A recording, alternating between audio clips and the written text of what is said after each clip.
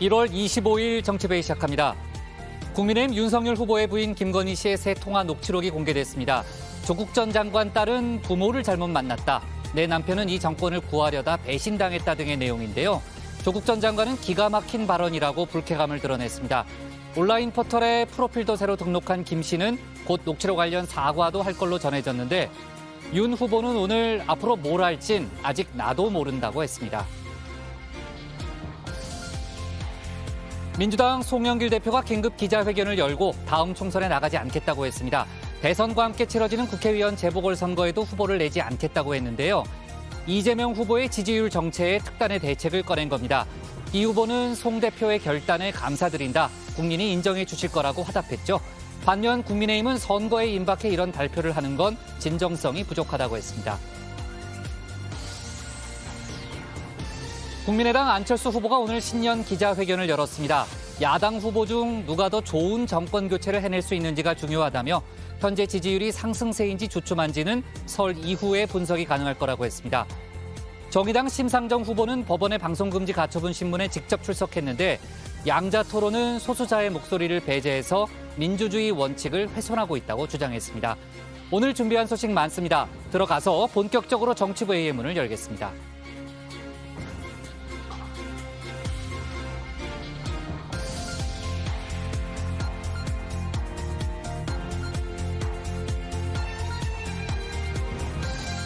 국가대표 정치뉴스쇼 정치부회의 시작하겠습니다. 오늘 회의는 강체커 박마커, 류 실장 조멘토 백반장, 박준혜 수호통 역사, 그리고 정치부회의 애청자 정회원분들과 함께하겠습니다.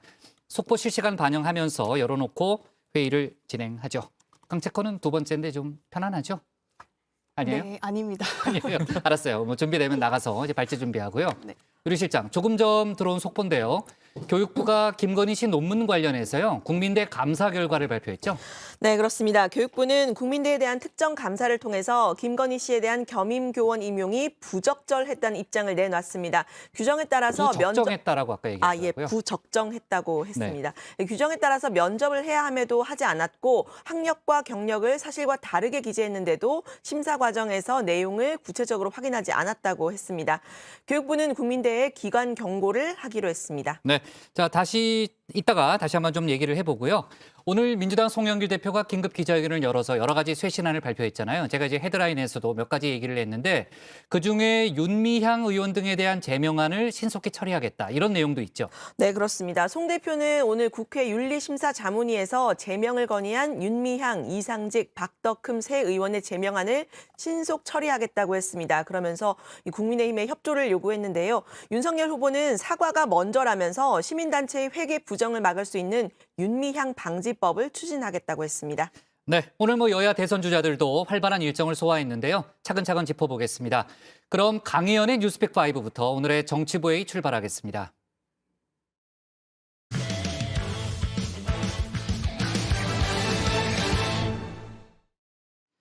오랜만에 코로나 소식으로 시작하겠습니다. 그만큼 상황이 심각한데요. 코로나 국내 신규 확진자 수가 처음으로 8,000명대를 돌파했습니다. 역대 최다치죠. 정부는 이런 추세라면 내달 확진자가 하루에 3만 명에 달할 수 있다는 분석도 내놨습니다. 오미크론 변이 바이러스의 전파력이 그만큼 빠르다는 건데요. 이 밖에 대장동 관련 여야 공방 등 정치권 소식까지 뉴스픽5에서 짚어봅니다. 네, JTBC의 가장 빠른 저녁 종합 뉴스 뉴스픽5 시작합니다. 네, 오늘의 픽은 역대 최다 확진자, 대장동 공방 N차전, 윤석열 장모 2심, 더 이상 기다릴 수 없다, 멍청한 XX입니다. 자, 오늘 정부가 발표한 코로나19 신규 확진자 수는 8,571명으로 처음으로 8,000명대를 넘어섰습니다. 역대 최고치죠. 벌써 우세종이 된 오미크론이 빠르게 전파되면서 확진자 수가 급격하게 늘어나고 있는 건데요. 한 달 뒤에 정점을 찍을 수 있다는 전망도 나옵니다. 그나마 위중증 환자 수는 조금씩 줄어들고 있지만 안심할 수는 없습니다. 코로나19 소식을 오늘 첫 번째 픽에서 정리해봤습니다. 오미크론이 말씀하신 대로 델타보다는 확산 속도가 두세 배 빠르기 때문에 확진자 증가는 좀 불가피할 거라고 보고 있고 아마 하루 한 2, 3명 정도 혹은 그 이상까지도 가능할 거라고 보고 있는 중입니다. 네, 사실상 오미크론 대유행이 시작됐습니다. 의료기관은 코로나 확진자와 코로나 검사를 받으려는 사람들로 넘쳐납니다. 그래서 정부는 방역과 의료 여력을 고위험군에 좀 더 집중하기로 했습니다. 따라서 내일부터 몇 가지 기준도 조금씩 완화가 되는데요. 먼저 무조건 확진자와 밀접 접촉했다고 해서 격리되지 않습니다. 기존에는 무조건 열흘간 격리가 됐었죠. 하지만 마스크 등 장비를 했을 경우에는 웬만하면 밀접 접촉자로 분류되지 않게 됩니다. 보통은 2m 이내 거리에서 15분 이상의 대화하는 수준의 접촉력이 있는 경우를 저희들이 이제 밀접 접촉자로 구분해서 2 이상의 접촉력이 있는 경우에는 밀접 접촉자로 구분해서 관리를 합니다. 네, 또 격리 기준도 바뀌는데요. 본인이 확진됐을 경우 백신 접종을 완료했다면 현행 10일에서 내일부터는 7일만 격리하게 됩니다. 1차나 2차 일부만 백신을 맞아서 접종 기준을 맞추지 못했다면 10일 격리되는 거고요. 확진이 아니라 밀접 접촉했을 경우에 앞서 말씀드린 것처럼 이 접종을 완료했다면 격리가 면제가 되고 수동 감시 대상이 됩니다. 다만 여기서도 접종 기준을 충족하지 못했을 땐 7일간 자가격리에 들어가게 됩니다. 눈여겨봐야 할 건 이 접종 완료자 기준도 완화된다는 건데요. 앞으로 방역당국은 2차 접종 후 90일이 지나지 않았거나 3차 접종을 받고 3차 접종을 받은 사람은 접종 완료자로 분류하기로 했습니다. 감염 지속 기간이 델타보다는 짧다고 하는 그런 연구가 나오고 있습니다. 네. 그래서 말씀하신 대로 접촉자라 하더라도 예방접종을 완료하신 분들은 아예 격리를 하지 않는 쪽으로 전환시키고 네, 이렇게 정부가 기준을 완화한 배경엔 오미크론의 치명률이 그다지 높지 않다는 점도 반영이 됐는데요. 정부는 오미크론 변이의 치명률이 0.16%로 이 델타 변이 바이러스의 5분의 1 수준이라고 봤습니다. 이 한 달 정도의 시기 동안 얼마나 폭증하느냐가 되게 중요한 문제라고 지금 보고 있는 중입니다. 예. 그러니까 뭐랄까 태풍은 오고 있는데 이 변화 자체를 완만하고 부드럽게 넘기는 게 지금 중요하다고 보고 있는 상황입니다. 네, 오미크론에 걸렸던 사람들도 감기보다는 좀 셌지만 이 감기 같은 증상을 겪었다고 말했는데요. 환자마다 증상은 조금씩 다 다르지만 비슷한 건 단순 감기 증상으로 시작을 해서 근육통, 기침, 식욕 감퇴 등으로 이어졌다는 겁니다. 한 환자는 폐 깊은 곳에서 끓어오르는 기침에 시달렸다고 하고요. 어떤 환자는 목을 수세미로 긁은 것처럼 아팠다고 했습니다. 정리해보면 오미크론은 이 델타 변이보다는 약하지만 계절성 독감인 인플루엔자보단 위험한 수준이란 건데요. 전문가들은 이 치명률이 낮다는 이유로 경계심을 늦춰선 안 된다고 말합니다. But it's dangerous to assume that Omicron will be the last variant or that we are in the end game. To change the course of the pandemic, we must change the conditions that are driving it. 네, 오미크론이 대선 전국에 미치는 영향도 적지 않아 보입니다. 특히 길어진 코로나 상황에 심한 경제적 타격을 입은 소상공인, 또 자영업자들은 이 상황을 바꿔줄 후보를 대통령으로 원하고 있는데요. 그래서인지 이재명 민주당 후보와 윤석열 국민의힘 후보 모두 한 목소리로 방역 조치 완화를 외치고 있습니다. 먼저 이 후보는 정부의 추가 접종자에 한해서 오후 9시 영업시간 제한을 예외로 해달라고 요구했습니다. 사실 몸이 너무 힘드니까 스포츠 마사지를 갔더니 9시에 문 닫아야 된다고. 근데 거기는 1대1로 이렇게 스포츠 마사지를 마스크 끼고 하는데 네. 9시까지 하는 거하고 10시까지 하는 거 무슨 상관이 있겠어요? 네, 윤석열 후보도 일찌감치 문재인 정부의 K방역을 때리면서 독서실, 영화관, PC방 등 마스크를 쓰고 대화하지 않는 실내 공간에선 방역 패스를 전면 폐지하란 공약도 내놨습니다.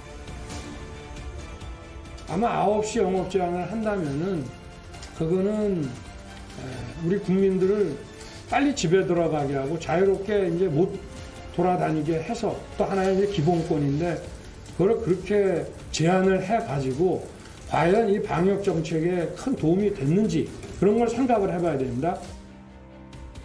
네, 두 번째 픽으로 가보죠. 대장동 공방 N차전입니다. 대장동 개발 특혜 의혹을 둘러싸고 이 정치권과 법정 다툼이 치열하게 진행되고 있죠.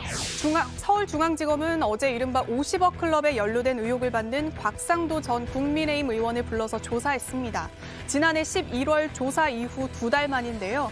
곽 전 의원은 대장동 개발 사업과 관련해서 화천대유에 도움을 준 대가로 아들을 화천대유에 취업시키고 또 아들을 통해 50억 원을 받은 혐의를 받습니다. 당시 아들 곽 씨는 해당 50억 원은 퇴직금 명목 등이었다고 밝혔고 곽 전 의원도 뇌물이 아니라고 주장을 했습니다. 몸이 안 좋았어요. 제가 몸이 많이 안 좋아서 회사 이제 퇴사 의사를 밝히고 그리고 나서 이제 그 성과급에 관련된 부분을 다시 이제 변경할 게 있다고 하더라고요. 그러면 그 50억 클럽이라고 하는 게 실체가 있냐 이 얘기를 할 수 있는지 저는 그것도 의문입니다. 네, 50억 외에 5천만 원 의혹도 있습니다. 검찰은 수사 과정에서 곽 전 의원이 지난 2016년 4월 제20대 총선에서 당선된 직후 천화동인 4호 소유주 남욱 변호사로부터 5천만 원을 받은 정황을 포착을 했습니다. 검찰은 불법 정치자금 또는 대가성 있는 뇌물로 판단했는데요. 곽 전 의원은 일하고 받은 대가라며 반박했습니다. 오늘 입장문에선 1차 피의자 조사와 영장 심사 당시 이런 내용은 이미 드러난 사실이다. 검찰이 어떤 의도를 갖고 언론에 흘린 게 아닌지 의심을 지울 수 없다고 했습니다. 정치권에서도 대장동 공방이 치열하죠. 대장동 개발 특혜 의혹의 몸통이란 의심을 받는 민주당 이재명 후보. 어제 얼마나 억울한지 피를 토할 지경이라고 강하게 말했습니다. 우리 국민의힘 여러분, 이게 빈대도 낯짝이 있다. 생각을 해보세요. 이 부정한 개발 이익 나눠 먹은 게 누굽니까? 민주당 한 명이라도 있어요? 없습니다. 그런데 스피커 크고 힘 세다고 덮어 씌워요? 왜 다 환수 못했나고 욕을 합니까? 그러면서 대장동 특검을 당장 도입하자고 주장했습니다. 또 송영길 대표는 50억 클럽 6명 중 5명이 박근혜 정부 사람이라고 목소리를 높였습니다. 그러면서 이 50억 클럽도 특검하자고 했습니다. 50억 클럽이 다 박근혜 정부 사람들 아닙니까?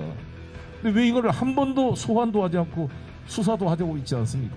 저희 민주당은 대선이 끝나더라도 반드시 특검을 통해 이 진실을 밝혀내겠다는 것을 말씀드리겠습니다.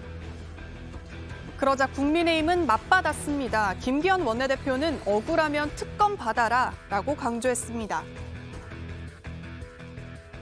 이재명 후보는 대장동 의혹에 대해서 너무 억울해 피를 토할 지경이라고 했습니다. 공연히 읍소작전 쓰는데 시간 보내지 마시고 하루빨리 특검법 통과시켜서 진실을 규명하는 데 협조해 주시기를 촉구합니다. 네, 또 하나 덧붙일 소식입니다. 법무부는 오늘 고검 검사급 검사와 일반 검사를 대상으로 인사를 냈습니다. 문재인 정부 마지막 검찰 인사인 셈인데요. 관심이 집중됐던 서울중앙지검 대장동 의혹 전담 수사팀장은 그대로 남게 됐습니다. 또 윤석열 후보의 배우자 김건희 씨의 도이치모터스 주가 조작 관여 의혹 등을 수사 중인 수사팀장도 유임됐죠. 그러자 국민의힘은 그동안 법무부가 인사를 마음대로 해왔으면서 대장동 팀만 남겨두는 건 수사 가이드라인을 주는 것 아니냐, 이런 취지로 강하게 비판했습니다. 박범계 법무부 장관의 지체 없는 사퇴를 촉구합니다. 대장동 수사팀 문제에만 한 발 빼는 것은 지금의 수사팀이 박 장관 의도대로 문개기 수사를 잘 하고 있으니 교체해서는 안 된다는 무언의 지침으로 해석될 수밖에 없을 것으로 보입니다. 네, 세 번째 픽은 윤석열 장모 2심입니다. 네, 요양급여 부정수급 혐의를 받는 국민의힘 윤석열 후보의 장모 최모 씨의 2심 재판이 오늘 열렸는데요. 최 씨의 재판 결과는 조금 전 나왔습니다. 재판부는 최 씨에게 1심에서 징역 3년을 받았던 이 판정을 깨고 2심에서 무죄를 선고했습니다. 여전히 병원 개설이나 운영에 관여 안 했다는 입장이신가요? 최 최 씨는 지난 2013년 의료인이 아닌데도 불법으로 요양병원을 세워서 2년간 요양급여 22억 9천여만 원을 타간 혐의를 받습니다. 이미 해당 병원 운영자들은 대부분 유죄를 선고받았는데요. 최 씨는 처벌을 받지 않았었죠. 그런데 검찰이 재수사 끝에 최 씨를 다시 법정에 세웠고요. 검찰은 최 씨가 병원 규모를 키우기 위해서 자신의 건물을 담보로 대출을 받기도 하는 등 이 병원 운영에 깊숙이 개입했다고 봤습니다. 하지만 최 씨는 돈만 빌려줬고 운영에도 전혀 개입하지 않았다는 주장을 했었죠. 네, 윤 후보는 이 정치 선언 이후 수차례 가족의 비리도 법 앞에서 공평하게 심판받겠다고 했는데요. 하지만 잇따라 터지는 이른바 처가 리스크에 윤 후보가 강조해온 공정과 상식이 흔들릴 수 있다는 우려도 나옵니다. 이 수사 속보는 조금 뒤에 디베이트에서 추가로 말씀드리겠습니다. 네, 네 번째 픽은 더 이상 기다릴 수 없다입니다. 일본군 위안부 피해자 이용수 할머니가 오늘 또다시 청와대를 찾았습니다. 지난 방문에 이어서 열흘 만인데요. 할머니가 이 청와대를 찾은 건 위안부 문제를 유엔 고문방지위원회에 회부해달라는 서한을 이 문재인 대통령에게 전달하기 위해서입니다. 할머니는 자필 편지에서 그동안 너무 오래 기다렸다며 지금도 늦었지만 빨리 결정해달라고도 적었습니다. 이 서한은 청와대 행정관에게 전달이 됐고 할머니는 다른 위안부 피해 할머니 5분의 서명도 함께 전했는데요. 이용수 할머니는 꼭 해결해달라며 설 전까진 답을 해달라고 했습니다. 네, 마지막 픽은 멍청한 XX입니다. 네, 조 바이든 미국 대통령의 백악관 기자회견에서 일어난 일인데요. 영상으로 먼저 보시죠.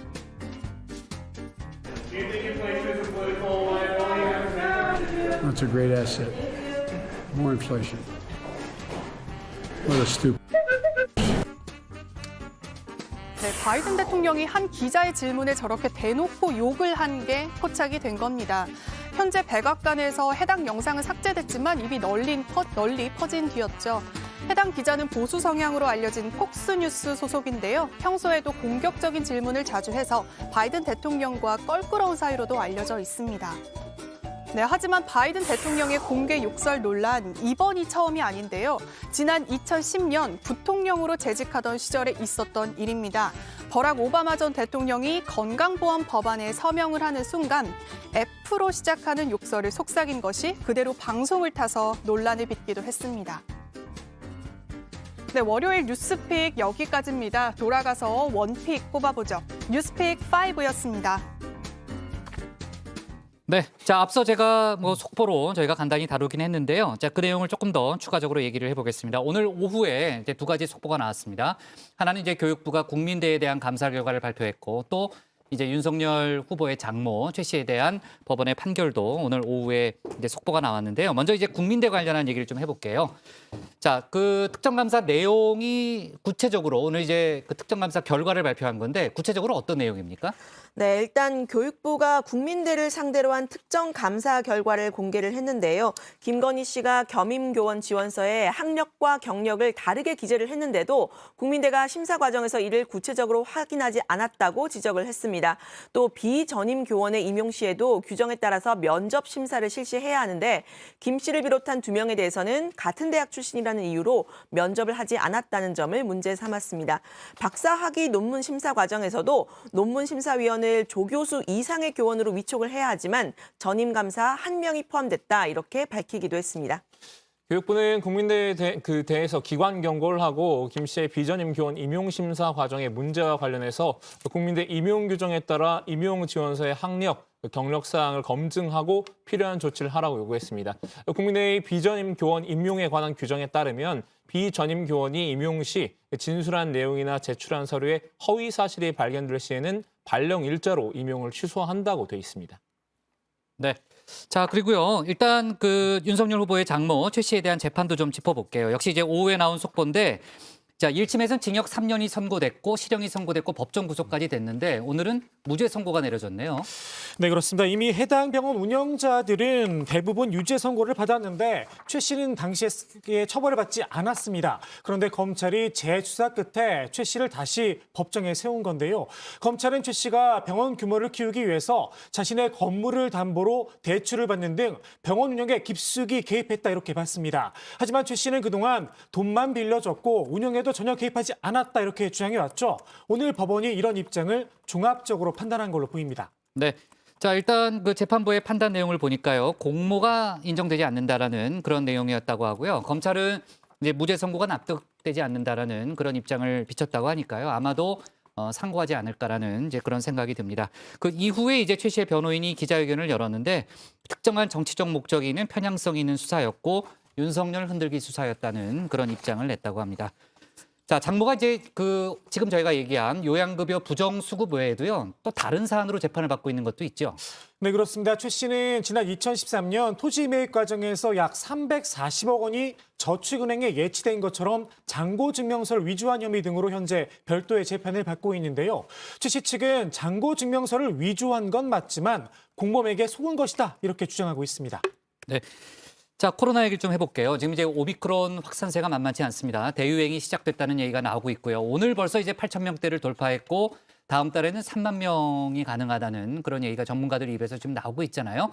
자, 정부가 이제 방역 체계를 여러 번 바꿨지만 현장에서는 방역 전환 속도를 잘 따라잡지 못하고 있다. 뭐 이런 얘기도 있더라고요. 그렇습니다. 호흡기 전담 클리닉, 그러니까 코로나 증상 환자들을 전담하는 곳인데요. 현재 전국에 600개가 안 됩니다. 이 정부는 앞으로 단계적으로 동네 병원에 설치된 이 호흡기 전담 클리닉에서 코로나19 의심 환자에 대한 이 신속 항원 검사와 또 1차 진료를 맡게 할 예정인데요. 그런데 전국 579곳 중에서 이 주말 모두 진료가 가능한 곳은 19곳에 불과하다는 보도도 나왔습니다. 대다수 지역이 주말에 진료 공백을 겪을 수밖에 없다는 건데요. 또 의사가 24시간 병원에 대기해야 한다는 규정도 있는데 의사 혼자 병원을 운영하는 경우에 현실적으로 어렵다는 목소리가 나옵니다. 의원은 많은 수를 하지도 않을 거고 더 세심히 볼 거고, 그런데 기준을 24시간 당직으로 하는 거는 아닐 것 같아요. 개인 의원에서 대부분 혼자잖아요. 네, 신속 항원 검사도 문제인데요. 어제 뉴스픽에서 전해드렸지만 방역 당국은 동네 병원 또 의원이 신속 항원 검사도 담당하게 하겠다고 했습니다. 그런데 현장에서는 혼란스럽다는 목소리가 나오는데요. 양성 판정을 받을 경우를 대비해서 일반 환자와 검사자의 동선을 분리를 해야 하는데 공간을 확보하기가 어렵다는 겁니다. 또 당장 시스템을 만들고 대상을 정해서 진료 시스템을 도입하기까지 시간이 더 필요하다고도 했습니다. 지금 말씀하신 대로 그런 문제들 때문에 동선 분리가 좀 가능한 병원들도 있고 구조에 따라서는 출입구나 대기실을 분리시킬 수 있는 병원들이 있을 거고 아니면 시간대를 조정해서 시간대별로 아예 인원들을 달리 받는 경우도 있을 수 있다고 보고 있습니다. 강채커, 오늘 강채커 오른 원픽은 뭡니까? 네, 오늘의 원픽은요. 윤석열 장모 무죄. 신규 확진자 8,000명 돌파로 잡겠습니다.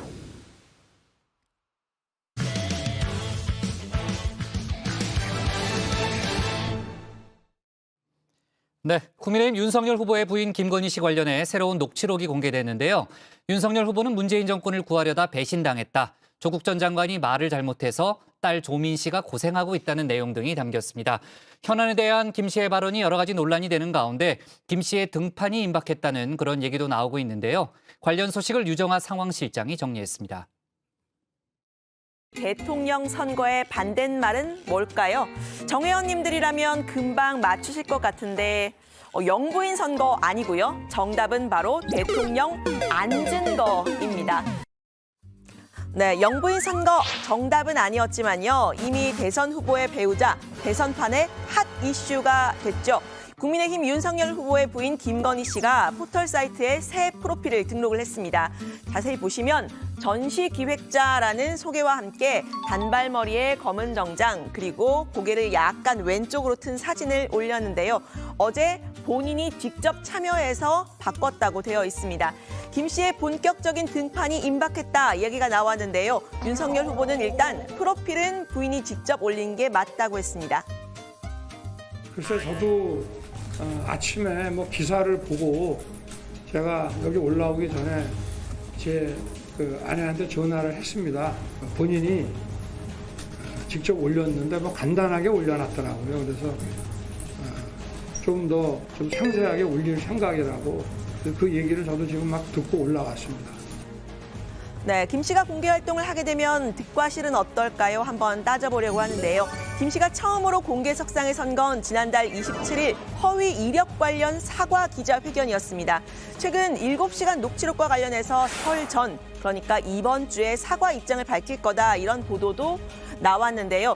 앞서 녹취록의 존재가 알려지자 국민의힘 의원들 직접 나서서 공개를 강하게 반대를 했었죠. 언론사 항의 방문까지 했었습니다. 헌법에 보장된 음성권에 대한 위반이라는 겁니다. 한번 편향된 방송을 해서는 안 된다는 그런 절박한 목소리를 담고 오늘 전달하러 왔습니다. 이상입니다. 네, 그런데 정작 녹취가 공개되자 오히려 김 씨에 대한 긍정적인 반응이 나왔죠. 이런 포스터와 함께 팬클럽까지 생겼습니다. 녹취록 방송 본방 사수를 외쳤던 민주당 의원들이 좀 머쓱해질 정도였는데요. 김 씨가 등판을 하면 이 베일 속의 김건희라는 리스크 해소하는 데는 좀 도움이 될 수 있어 보이는 대목입니다. 당내에서는 현재 영부인인 김정숙 여사의 길을 따르라는 조언이 나왔습니다. 5년 전에 김정숙 여사께서 자명하면서 전국의 여러 가지 이제 양로원이라든지 또 장애시설이라든지 다니면서 그냥 묵묵히 봉사활동을 하고 그런 과정들이 있었거든요. 그래서 저는 김건희 배우자께서도 그 길을 그대로 한번 해보셨으면 어떨까. 네, 녹취록 속의 김 씨의 털털한 말투, 직설화법에 호감을 표하는 사람들도 있죠. 역시 플러스로 보이는 대목인데요. 서울의 소리가 추가 공개한 녹취록에는 나는 밥을 아예 안 하고 우리 남편이 다 한다라는 말도 있었습니다. 여성들의 표심에 영향을 줬다는 얘기도 나오는데요. 이건 험담이냐 미담이냐 이런 반응도 나왔습니다. 반면에 김 씨가 등장을 하면 여당에게는 공격의 빌미를 줄 수 있겠죠. 부인까지 엄격한 검증의 잣대 위에 본격적으로 오르는 셈이니 마이너스 요인이 될 수가 있습니다. 특히 문제는 무속 관련 논란입니다. 사실상 이건 최순실보다도 더 할 수도 있겠다, 더 독할 수도 있겠다 하는 걸 우리가 사실 그런 면이 있는 건데 그런 면이 작동이 안 되고 이건 어떻게 거꾸로 플러스 요인을 자꾸 갖다가 좀 황당하긴 한데요. 속인이 주술 정치로 개입하고 이런 것까지 나오는 거 아닙니까? 근데 이게 지금 이게 가능한 얘기입니까? 네, 서울의 소리는 김 씨가 청와대 영빈관을 옮길 거다 이렇게 말한 녹취까지 공개를 했죠. 영빈관은 청와대 내 손님을 맞이하는 공간인데 건물의 터가 좋지 않다 이런 일부 무속인의 주장을 받아들이는 듯한 뉘앙스입니다.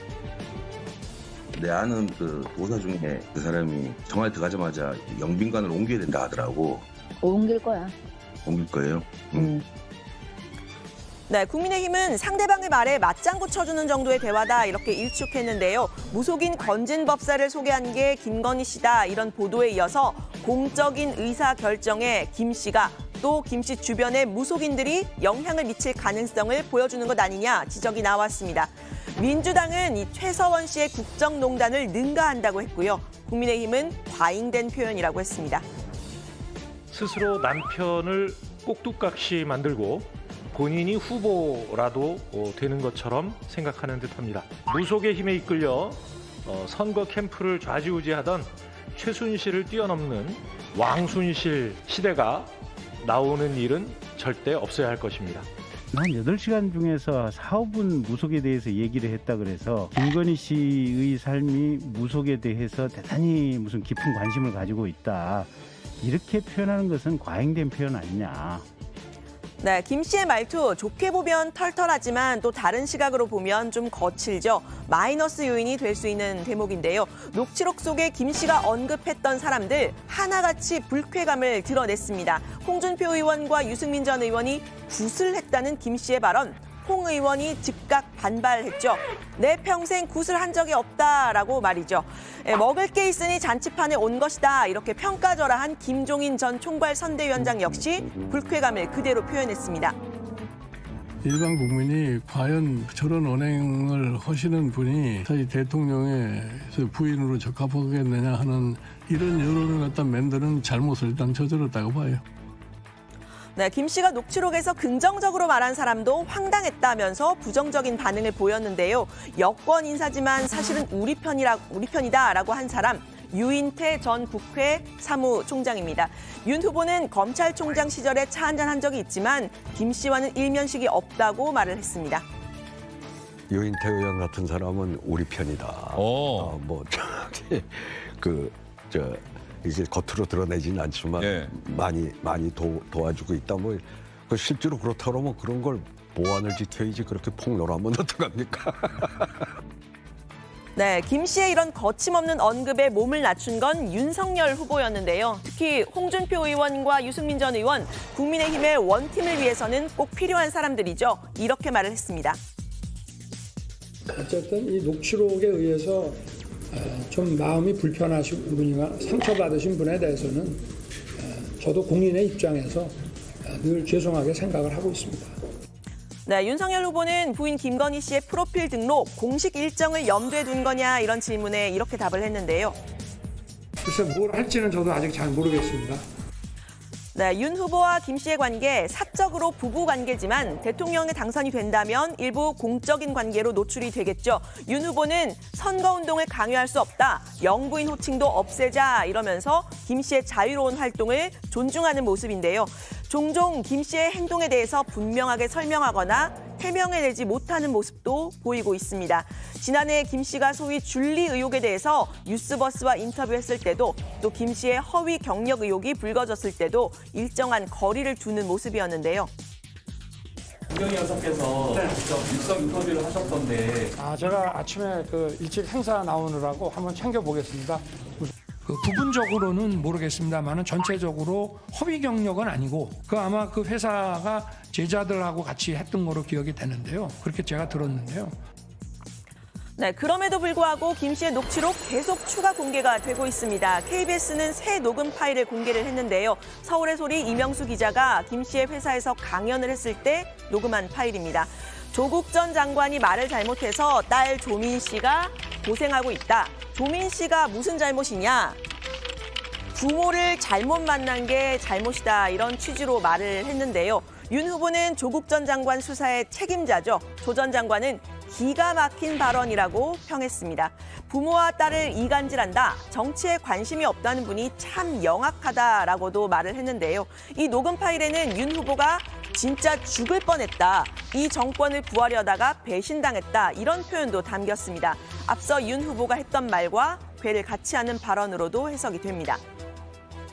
저도 이 정권을 교체를 해야 되겠고 민주당에는 들어갈 수가 없기 때문에 제가 부득이 이 국민의힘을 선택했습니다마는 네, 오늘 국회 상황실 어쩌다 보니 윤 후보보다 부인 김건희 씨 관련 소식을 더 많이 전한 것 같은데요. 윤 후보는 오늘 환경과 농업, 스포츠 공약을 발표했습니다. 특히 운동하는 국민들에게 건강보험료를 환급해주고 실내 체육시설 이용에 드는 비용을 소득공제에 포함하겠다고 밝혔는데요. 들어가서 더 이야기를 해보겠습니다.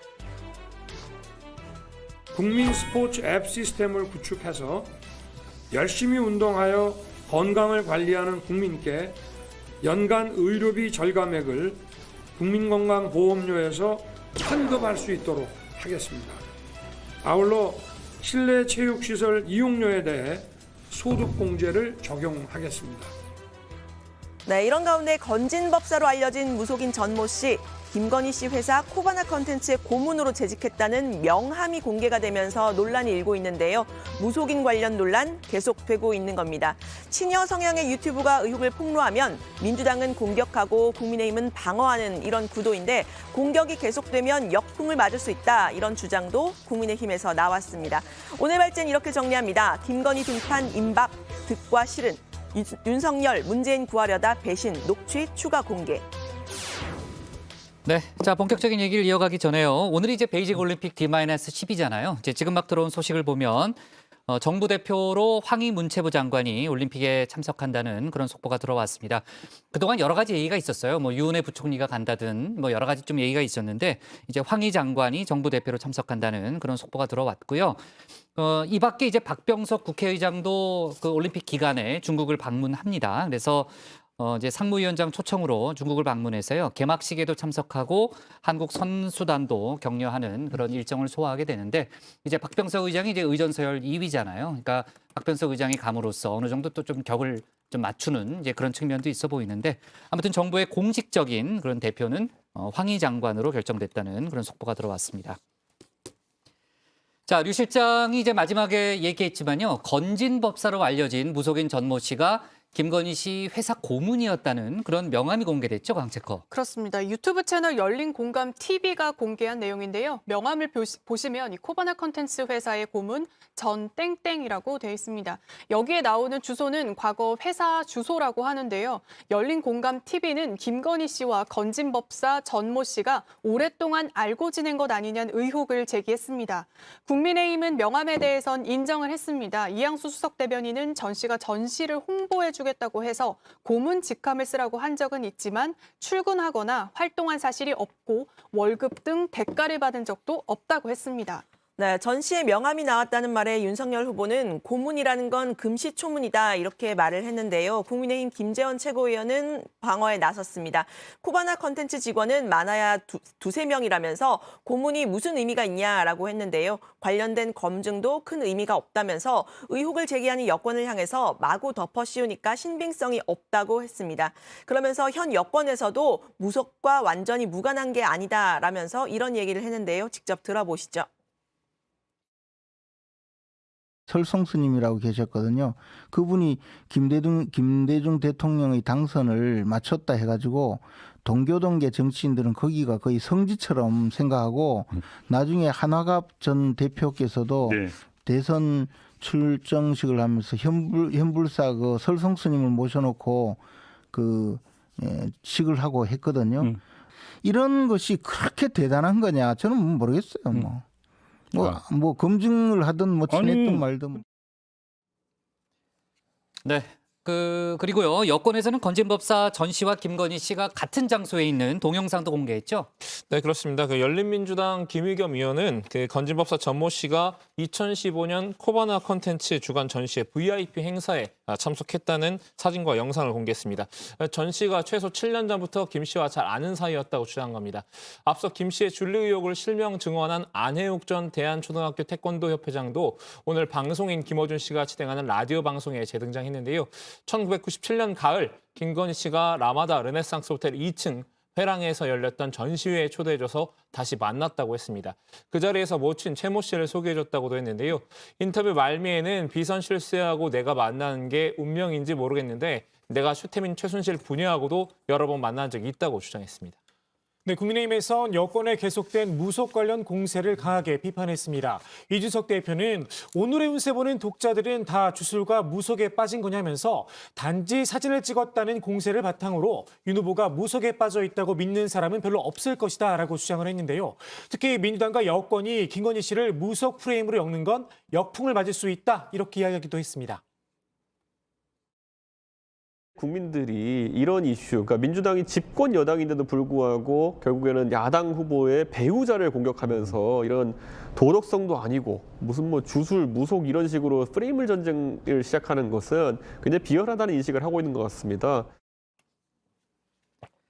앞서 교육부가 김건희 씨 논문 관련해서 국민대 감사 결과를 발표했다는 그런 속보를 저희가 이제 뉴스픽에서 전한 바가 있는데요. 민주당은 김건희 씨의 허위 이력 관련 의혹에 대해서 다시 검증에 나섰다는 거죠? 네, 민주당 김병기, 김승원, 안민석 의원 등과 이 열린민주당 강민정 원내대표 등 6명이 오늘 수원여대를 찾아서 총장과 면담을 했는데요. 수원여대는 김건희 씨가 겸임 교원으로 근무했던 곳입니다. 민주당은 김 씨가 당시 추천이 아닌 공개 채용 절차를 거쳐서 임명됐다는 걸 확인받았다고 했는데요. 당시 제출한 이력이 조작된 거였다면 이 채용에서 탈락했을 거라고도 했습니다. 앞서 김 씨는 수원여대에 한국게임산업협회 기획이사 재직 이력과 또 서울국제만화애니메이션 대상 등 수상 이력을 써냈는데 허위 기재 의혹이 일었었죠. 국민의힘은 공채가 아니라 교수 추천으로 채용돼서 이 경쟁자가 없었다고 했는데요. 민주당이 이 주장을 정면으로 반박한 겁니다. 네. 자, 윤석열 후보 공약을 여러 번 발표하고 또 이제 바쁜 일정을 소화하고 있는데 이준석 대표도 바쁩니다. 지금 이제 국민의힘이 호남 표심 공략에 나섰죠? 네, 그렇습니다. 오늘 이준석 대표가 전북으로 향했는데요. 정책 홍보버스를 타고 전북 도의회를 찾았습니다. 보수정당이 호남에서 얻지 못했던 새로운 신뢰를 받아보고 싶다. 열심히 노력해서 주민들께 봉사할 기회를 얻었으면 좋겠다. 지지를 호소했습니다. 이 대표는 윤 후보가 2월 중순 무궁화호를 빌려서 윤석열 열차를 타고 호남을 방문할 예정이다 이렇게 밝히기도 했는데요. 호남은 정통적으로 민주당 지세가 강하죠. 이번 대선에선 이재명 후보에 대한 지지가 예전만큼 높지 않다는 분석이 나오고 있는데요. 국민의힘이 이 틈을 파고드는 모습입니다.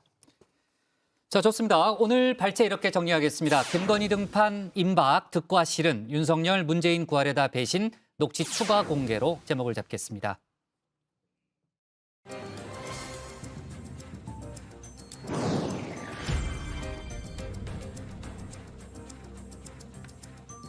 놓쳐선 안 될 뉴스들을 쉽고 빠르게 전해드리는 백다혜의 이 시각 다정회입니다. 지금 시각 5시 15분을 향해 가고 있습니다. 이 시각 다정회 소식들 먼저 키워드로 살펴보겠습니다. 네, 오늘의 첫 번째 소식의 키워드는 귀신 들렸다입니다. 10살 조카를 숨지게 한 이모 부부가 항소심에서도 중형을 선고받았습니다. 이들은 사건 당일 귀신이 들렸다며 아이의 온몸을 파리채로 때리고 물이 담긴 욕조에 아이의 머리를 넣었다 빼는 등 학대해 숨지게 한 혐의로 기소됐습니다. 이들은 2020년 12월부터 조카 A양에게 개의 배설물을 학대하는 등 모두 14차례에 걸쳐서 신체 정신적으로 학대한 것으로 드러났습니다. 재판부는 이모 안모 씨와 이모부 김모 씨에게 원심과 같이 각각 징역 30년과 징역 12년을 선고했습니다. 한편 A양의 친모도 자신의 딸에 대한 학대 행위를 방조하고 학대 도구를 사서 전달한 혐의로 기소됐는데요. 1심에서 징역 3년을 선고받고 현재 항소심 재판이 진행 중입니다. 다음 소식의 키워드는 마늘도 검사인데요. 먼저 영상을 하나 보겠습니다. 네, 이렇게 방역복을 입은 사람이 잎에다 대고 면봉을 문지르고 있는데요. 이 모습은 바로 중국의 방역당국 관계자가 마늘에 모종해서 코로나19 검사를 하는 장면입니다. 최근 코로나 확산으로 봉쇄됐던 허난성해 지역의 농산품에 대해서 지방정부가 안정성을 입증하겠다며 내린 조치인데요. 최근 국제 우편을 통한 오미크론 유입을 의심하고 있는 베이징시 당국도 새로운 지침을 발표했습니다. 국제 우편물을 개봉할 때는 반드시 야외에서 마스크와 장갑을 착용하라는 건데요. 전문가들은 우편물을 통해 감염될 가능성은 극히 낮다며 반박하기도 했습니다. 중국은 베이징 동계올림픽 개막을 앞두고 코로나19 확산세가 꺾이지 않고 있는데요. 지방정부가 경쟁적으로 방역 기준을 높이고 있지만 과한 대응이라는 지적도 나오고 있습니다. 마지막 소식의 키워드 보겠습니다. 네, 고의 추락인데요. 미국의 인기 유튜버가 영상의 조회수를 높이기 위해서 자신이 몰던 경비행기를 고의로 추락시켰다는 의혹이 제기됐습니다. 이에 관련 당국이 조사에 나섰는데요. 해당 영상의 주인공은 트레버 제이컵, 미국 올림픽 스노보드 선수 출신입니다. 지난달 24일 유튜브에 내 비행기가 추락했다는 제목의 동영상을 올려 큰 관심을 모았는데요. 하지만 영상을 본 시청자들이 비행기를 고의로 추락시켰을지도 모른다는 의혹을 제기하면서 논란이 일었습니다. 제이컵은 논란에 대해서 아직 공개적으로 입장을 내놓지 않고 있는데요. 한편 미국 교통안전국 관계자는 6개월에서 1년 안에 추락 원인을 규명할 수 있을 것이라고 전했습니다. 지금까지 시각다정회 백다혜였습니다. 네, 백반장 수고 많았고요. 다음은 조익신 멘토의 톡 쏘는 정치로 가겠습니다.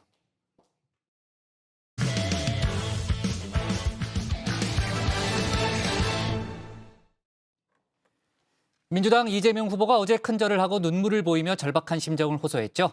오늘은 송영길 대표가 총선 불출마를 선언하며 민주당 쇄신안을 꺼내들었습니다.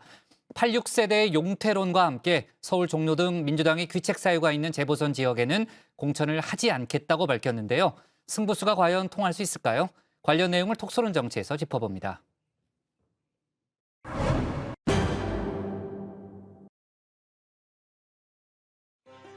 국민의힘의 내분 속에 한때 골든크로스를 이뤄냈던 민주당 이재명 후보, 윤석열 후보가 다시 전열을 재정비하며 지지율 회복에 나섰죠. 그 사이 이 후보의 지지율은 지지부진한 상태를 면치 못했는데요.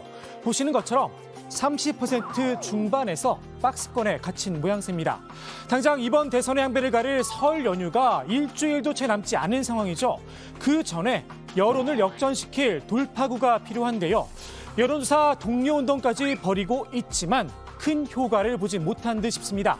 이 후보 절실한 마음으로 다시 초심을 되새겼는데요. 국민들에게 큰 절을 올리며 한껏 자세를 낮춘 겁니다. 세배를 겸해서 사과의 뜻을 겸해서 앞으로 지금까지 완전히 다른 새로운 정치로 보답드리겠다 이런. 이른바 욕설 논란으로 어려움을 겪고 있죠. 정치적 고향인 성남을 찾아선 눈물을 훔치기도 했습니다. 어머니도 이제 떠나셨습니다. 제가 잘못했습니다. 이제 이런 문제로 우리 가족들 아픈 상처 그만 좀 해집으십시오. 제가 하는 모든 일은 우리의 삶, 우리 서민들의 삶과 이재명의 참혹한 삶이 투영되어 있습니다. 앞으로도 여러분을 위해서, 세상을 위해서 최선을 다하겠습니다. 여러분 고맙습니다. 민주당 인사들은 이 후보의 눈물 영상을 공유하며 위로의 글을 잇따라 올렸는데요. 죄 없는 자가 돌을 던져라 성경 문구를 인용하기도 했습니다. 이 후보는 연단을 내려오며 주변의 도움을 받기도 했죠. 이 후보가 무리한 일정으로 많이 지쳐 있다는 말도 나왔습니다. 3주 전에는 눈에 모세혈관이 막 터져가지고 충혈이 되기도 했고 또 며칠 전에는 코피도 쏟았다는 이야기도 들었는데요. 일정이 과도하게 지금 사실 너무 무리한 일정이다 보니까 굉장히 조금 지친, 제가 가까이서 봤을 때도 굉장히 좀 지쳐 보인다고 생각이 들고요. 지난 일주일 동안 이 후보가 소화한 공식 일정 숫자입니다. 많게는 하루에 8개의 일정을 챙겼는데요. 윤석열 후보와 비교해보면 13개나 많은 일정을 더 소화했습니다. 그만큼 이 후보가 절실하게 뛰었다는 방증이겠죠. 이 후보의 지지율 부진과 고군분투, 민주당도 그 책임을 피할 수는 없다는 지적도 나오고 있는데요. 기득권 정당, 내로남불 그런 얘기가 계속 있었지 않습니까? 그리고 이번에 정권 재창출을 하더라도 또 그런 우려는 여전할 것이다. 그런 걱정. 그게 정권 심판 우위론으로 계속 나타나고 있다라고 볼 수가 있고요. 정말 진정성 있는 처절한 반성, 또 스스로 내려놓는 모습, 이런 것들까지 있어야지 국민들이 정말 이제 좀 달라지려고 하는 것이구나. 달라진 민주당, 송영길 대표가 민주당 기득권의 핵심 86 용태론을 꺼내들며 당 쇄신을 약속했습니다. 저 송영길은 다음 총선에 출마하지 않겠습니다. 586 세대가 기득권이 되었다는 당내외의 비판의 목소리가 있습니다. 우리가 원하는 것은 더 나은 세상이지 기득권이 아닙니다. 선배가 된 우리는 이제 다시 광야로 나설 때입니다. 동일 지역 국회의원 연속 3선 초과를 금지하고 이번 지방선거에서 2030 세대를 대거 공천하겠다고도 밝혔습니다. 민주당의 귀책 사유가 있는 보궐선거 지역이죠. 서울 종로 등에 공천을 하지 않겠다는 방침도 세웠습니다. 종로, 안성, 청주, 상당구 3곳의 보궐선거에 더불어민주당은 후보를 공천하지 않겠습니다. 국민의 상식과 원칙에 따른 공당의 책임입니다. 정치적 유불리를 떠나 국민의 뜻을 받아 책임 정치라는 정도를 지키겠습니다. 송 대표가 던진 민주당 쇄신안, 과연 세대 교체로 이어질 수 있을까요? 586의 용태가 그냥 몇몇 사람들의 인물 바뀌는 것, 사람 바뀌는 것으로 끝나서는 안 된다고 생각이 듭니다. 일부만 이렇게 해서는 안 되고 정말 큰 흐름을 바꿀 수 있는 정치 세대 교체가 필요하다고 생각이 듭니다. 다만 다른 86 세대들이 용태를 수용할지는 또 다른 문제입니다. 누가 강요하고 압박하는 문제가 아니라고 생각합니다. 각자 국회의원들이 판단할 문제이고요. 벌써 20년이 넘은 86세대 삼겹살 불판. 오랜 시간 켜켜이 쌓인 음식의 흔적이 고스란히 눌어붙어 있죠. 2000년 총선에 다들 들어오신 분이거든요. 다 30대에 시작하신 분들. 386, 30대에 시작했잖아요. 20대 후반에 들어오신 분도 계세요. 네. 그게 당시 김대중 전 대통령이 획기적으로 젊은 인사를 한꺼번에 수혈해서 그것도 당선될 만한 좋은 지역구에 다 줬지 않습니까? 네, 그렇습니다. 근데 지금 그 사람들이 지금 다들 중진이 돼가지고 네. 자리 안 비켜주고 있으면 네, 그 당선될 만한 좋은 자리에서 안 비켜주시더라고요. 개별 의원들의 판단에 맡길 게 아니라 판 자체를 갈아야 하는 게 아닌가 싶기도 합니다. 적어도 대선 표심을 흔들려면 말입니다. 이재명 후보가 역전의 발판을 만들 기회에 TV 토론도 그 가운데 하나로 꼽히는데요. 이번 설 연휴 기간에 윤석열 후보와 양자 토론을 벌이기로 합의를 한 상태입니다. 다만 토론에서 배제된 국민의당과 정의당이 크게 반발하고 있죠. 법원에 방송 금지 가처분 신청까지 낸 상태인데요. 내일 그 결과가 나온다고 합니다. 토론 성사 여부에 관심이 쏠리고 있는 가운데 민주당에선 두 사람만의 토론은 공정의 가치를 훼손하는 거다. 비판의 목소리도 나왔습니다. 아무리 그 방송사와 후보들끼리의 그 협의에 의했다 하더라도 그 절차는 공정하고 누가 봐도 공평해야 되는데 만약에 원하는 후보 2명을 빼놓고 양자 토론만 이루어진다면 그럼 불공정한 거지요. 가뜩이나 양당의 독과점 구조가 한국 정치에 끼치는 폐해가 큰데 선거의 토론까지 그 제한적으로 양자 토론을 하는 건 매우 잘못된 것입니다. 반면 국민의힘에선 3등 후보는 필요 없다며 잘라냈는데요. 3등 후보나 안철수 후보의 경쟁력이라는 것이 최근에 또 이제 주춤하는 추세이기도 하고 무엇보다도 유권자들의 알 권리를 충족시키기 위한 토론회인데 지금 뭐 안철수 후보 같은 경우에는 많은 사안에 대해 가지고 그 양비론으로 일관하고 있습니다. 토론하는 상황 속에서 양비론이 끼게 되면 오히려 토론의 집중도가 떨어질 거라는 우려가 저희는 있습니다. 양자 간의 네거티브 공방은 괜찮고 양비론은 안 된다는 걸까요? 정작 안철수 후보 본인은 미래를 이야기하겠다는 입장이죠.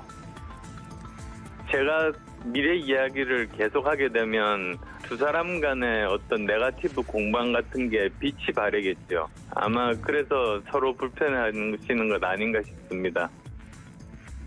더욱이 이준석 대표에겐 4등인 정의당 심상정 후보는 아예 안중에도 없었습니다.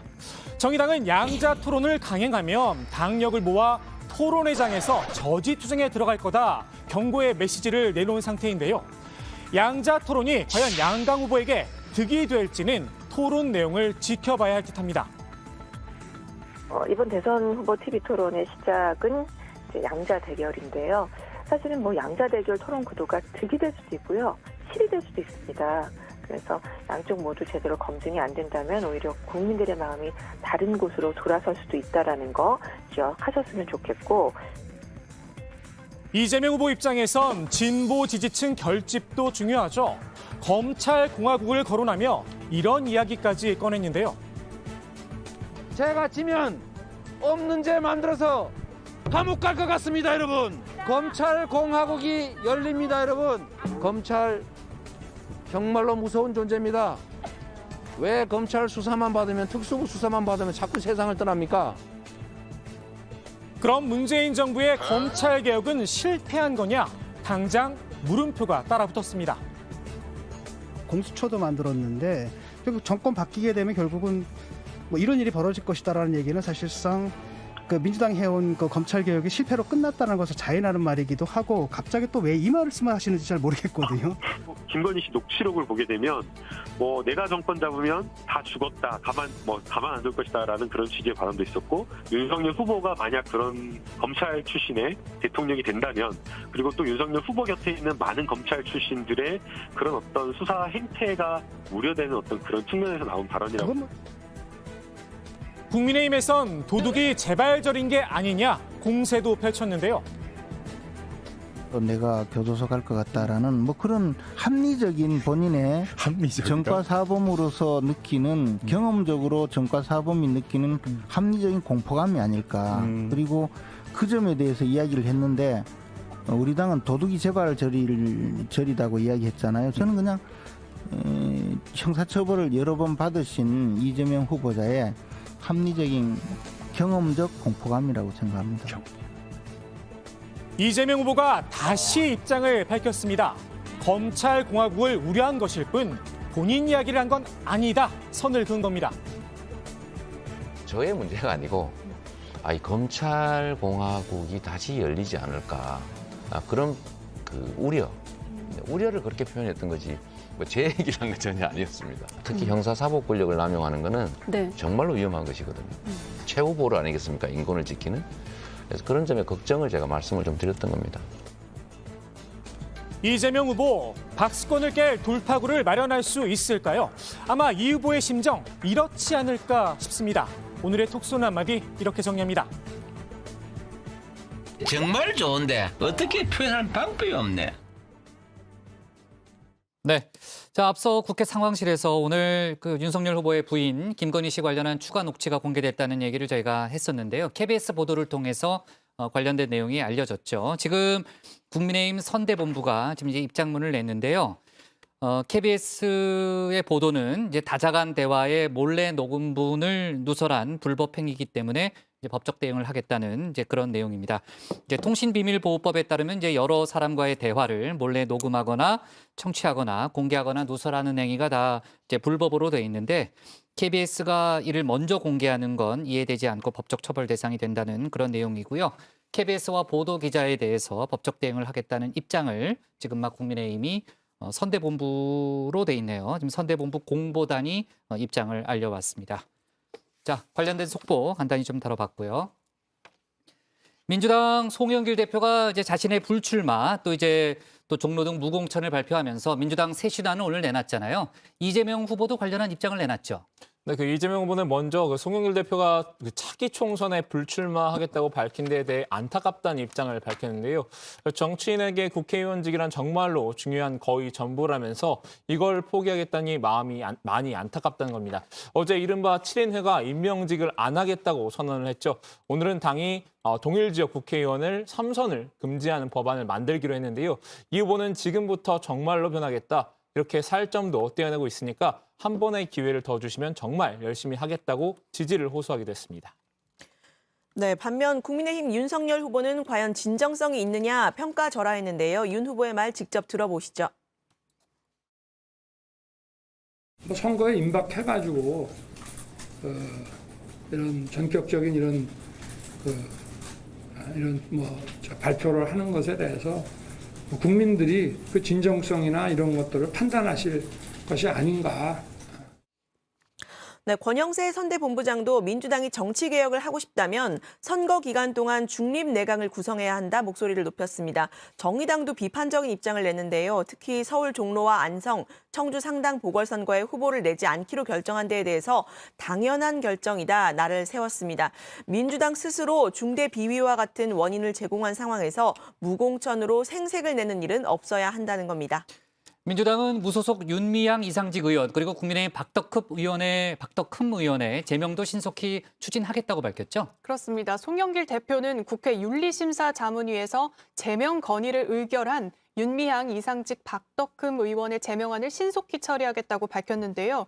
국민의힘을 향해서도 국민 무서운 걸 안다면 제명에 동참해주길 바란다고 촉구했습니다. 지난 1981년 또 국회 윤리특위가 처음 설치가 됐는데요. 30년 동안 본회의에서 의원직 제명안을 통과시킨 적은 단 한 차례도 없습니다. 때문에 제 식구 감싸기 아니냐는 비판을 받아왔습니다. 네, 이에 대해서 국민의힘은 아직 공식적인 입장을 밝히지는 않았는데요. 다만 윤석열 후보는 민주당의 진정성을 의심했습니다. 엄청난 의석을 가지고 국민들이 볼 때는 독선적인 운영이라고 할 정도로 마음껏 의회를 주물러 왔는데 진작에 좀 하지 왜 늦게 하느냐는 생각도 든다는 겁니다. 윤 후보는 윤미향과 정의연 사태로 무너진 공정과 상식을 되살리겠다면서 윤미향 방지법 통과에 적극적으로 나서달라 여권을 압박하기도 했습니다. 네, 이재명 후보는 어제에 이어서 오늘도 수도권 유세를 이어갔죠. 네, 그렇습니다. 어제에 이어서 오늘도 경기도 일대를 순회했는데요. 이 후보는 어제 예정에도 없던 큰절을 하는가 하면 가족살 이야기하면서 눈물을 보이기도 했었죠. 변화와 반성을 강조를 하면서 낮은 자세로 한 표를 호소하고 있습니다. 이 후보는 어제 좀 울었더니 솔직히 속이 시원하다 이렇게 밝히기도 했는데요. 이제 더는 울지 않겠다. 어머니는 가셨으니 우리 국민께서 울지 않도록 저희도 바뀌겠다고 다시 한번 강조했습니다. 이재명 후보의 눈물, 거의 이제 오열에 가까웠는데 민주당에서는 이제 응원의 메시지가 나왔고 국민의힘에서는 혹평이 이어졌죠. 네, 국민의힘 김용태 최고위원의 말인데요. 이재명 후보의 눈물을 보면서 영화 아수라의 주인공 박성배 안남시장의 눈물이 떠올랐다고 했습니다. 야당 지도부를 향해서 봉고 파직하고 위리 안치시키겠다고 윽박 지르던 분은 어디 갔습니까? 라고 날을 세우기도 했는데요.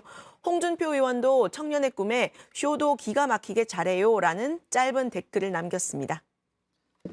자, 아무래도 이제 이 후보가 수도권에 집중하는 이유, 여제 이제 승부차라는 판단 때문일 텐데요. 민주당 서울시당이 보고서를 냈는데 서울 민심이 지난 4.7 재보궐선거 때보다 더 나쁘다는 그런 내용이라면서요. 그렇습니다. 민주당 서울시당이 발간한 이 서울시 유권자 정치 지형과 대선 전략 함의 보고서란 문건인데요. 보고서는 이재명 후보가 자력 승리를 자신할 수 없는 상황이고 또 단일화 시 필패 구도라면서 서울에서 구도 전환이 필요하다고 진단을 했습니다. 정권 심판론의 진원지로 서울을 꼽으면서 이 서울의 정권 심판론이 4.7 재보궐선거에 필적한다고 지적하기도 했습니다. 민주당은 보고서가 보수적으로 작성된 것 같다고 일단 선을 그었는데요. 다만 민심 체감도가 좋은 건 아니라고 밝혔습니다. 4.7 시장 보궐선거 때보다 더 나쁜 정도는 아니고 솔직히 국민들을 만나서 이렇게 시민들 만나서 느끼는 그 민심의 체감도를 본다 그런다면 4.7%와 큰 차이를 못 느끼는 정도는 분명히 있습니다. 그러면 아니 그때 18% 이상을 졌는데 그때보다 더 악화됐다 그런다면 지금 선거 지금 하나마나 아니에요? 네, 오늘의 톡 쏘는 정치 이렇게 정리하겠습니다. 큰절 오열, 절박한 이재명, 코피 쏟는 강행군, 민주당 쇄신, 86 용퇴, 종로 무공천으로 제목을 잡겠습니다. 다음은 박준우 마커의 주민입니다.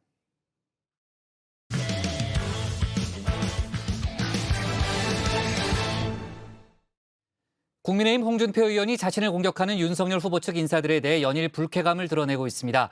오늘은 개가 지저도라는 표현을 쓰기도 했는데요. 이 와중에 안철수 후보 선대위원장을 맡은 최진석 교수를 만나 주목도 끌었습니다. 박준우 마커가 주민에서 관련 소식 짚어봅니다. 내가 이렇게까지 해야 됩니까? 국민들이 즐겁다면 더 망가져서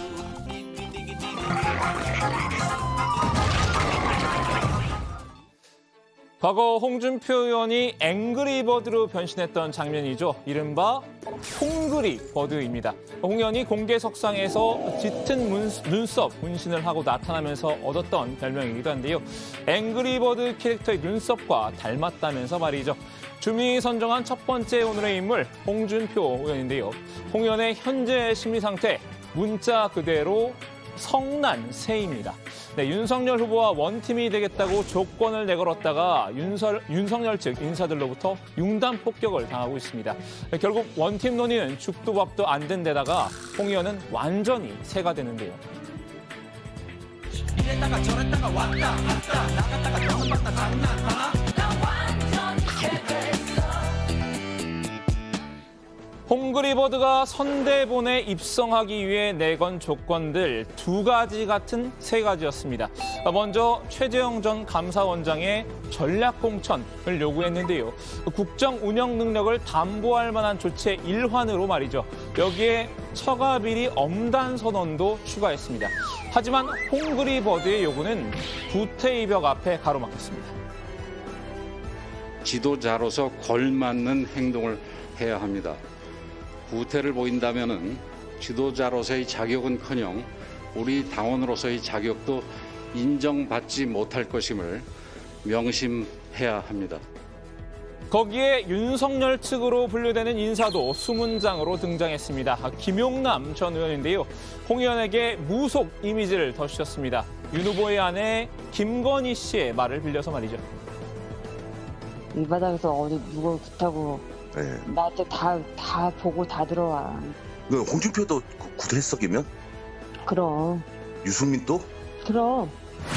홍준표 의원께서는 한동안 왜 빨간 넥타이뿐만 아니라 뭐 빨간색으로 보이지 않는 곳까지 입고 다니신다고 했잖아요. 그러니까 약간 이미지가 겹치는 측면이 있고.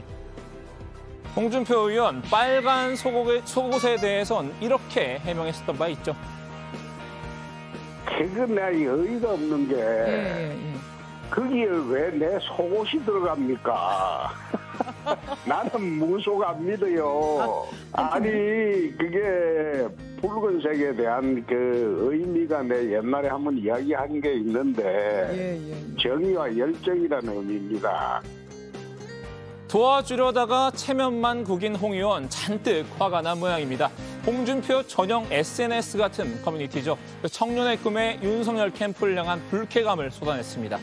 굿은 지들이 해놓고 라는 반격을 시작으로 김용남 전 의원을 향해선 저런 사람이 측근이 되니 라며 혀를 찼는데요. 구태를 언급한 권영세 의원도 홈그리버드의 불의를 피해갈 수는 없었습니다. 권 의원이 재보궐선거 공천관리위원장을 겸임하게 됐다는 소식에 친박들의 세상이라고 비아냥거렸는데요. 활용점정은 이 말이었습니다. 개가 짖어도라는 답글입니다. 윤 후보의 7글자 공약 발표에 맞서 5글자 챌린지라도 하려는 걸까요? 개가 짖어도 다음에 숨은 말이 있을 텐데요. 개가 짖어도 기차는 갑니다. 네, 개가 짖어도 다음에 올 말은 기차는 간다입니다. 과거부터 홍 의원이 즐겨 쓰던 말이기도 합니다. 개가 짖어도 기차는 간다라고 얘기를 했는데 좀 소개해 주시죠. 1일 날 도청에서 열린 직원 정례조회에서 이런 얘기를 했는데요. 정쟁을 유발하는 세력에는 대꾸하지 않겠다. 개가 아무리 짖어도 기차는 간다. 본인 해명에 의하면 옛날에 YS면 이제 과거에 YS가 썼다고 그러더라고요. 그분은 좀 동물을 좋아하시나 봐. 단단히 토라진 홍 의원, 차라리 출당이라도 시켜줬으면 좋겠다면서 한숨 짓기도 했는데요. 지도부는 갈등이 점차 격화되는 양상을 띠자 중재에 닿습니다. 이준석 대표가 홍 의원의 마음을 달랜 겁니다. 일련의 과정을 통해 가지고 외부의 이름이나 이런 게 노출되면서 홍 대표가 본인이 어떤 사심을 가지고 이렇게 참여하는 것 같은 모양새가 비춰지게 돼서 이거는 홍준표 대표 입장에 상당히 불쾌할 수밖에 없지 않았나 이런 생각을 하게 됩니다. 후보와 홍 대표 간에 오해가 있다면은 그걸 또 전적으로 풀고 또 후보가 이런 것들 되게 잘합니다. 하지만 윤석열 손대본으로부터 튕겨져 나온 홈그리버드의 행보 심상치 않습니다. 머리를 안철수 후보 방향으로 튼 걸까요? 어제 최진석 국민의당 상임선거대책위원장을 만난 겁니다. 최 위원장이 홍 의원의 사무실을 찾아가 30여 분간 대화를 나눈 건데요. 뭐 공개 비공개 회동도 아니고요. 그냥 인사한 거예요? 인사 드리러 갔습니다. 그리고 내 가슴 찰진 거 들고 인사드리러 갔습니다. 최 위원장이 자신의 저서 최진석의 대한민국 읽기를 홍 의원에게 선물했다고 합니다. 홍 의원은 안철수 후보는 야무지고 좋은 사람이라는 덕담을 건넨 것으로 알려졌는데요. 실제로 안 후보와 홍 의원 최근 썸을 타는 듯한 모습을 계속 보여주고 있습니다. 홍 의원은 청년의 꿈에 안 후보를 두둔한 글을 자주 올리고 있죠.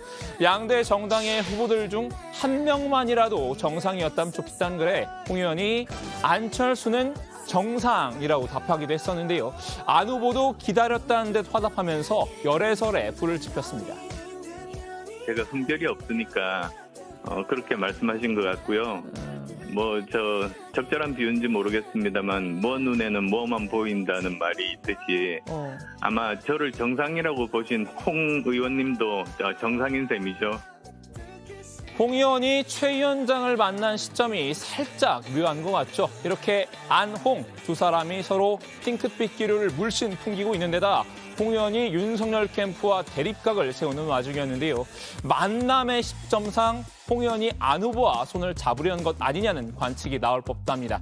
어제 청년의 꿈에 남긴 홍 의원의 답글도 이런 관측에 힘을 실었는데요. 한 글쓴이가 안철수와 손잡고 정권 교체에 힘쓰시는 게 어떨까 싶다고 제안을 하자 홍 의원이 당이 많이 변했어요라는 답글을 남긴 겁니다. 그간 홍 의원이 비슷한 맥락의 질문에 글쎄요, 그래도 라고 답변하던 것과는 기류가 달라졌습니다.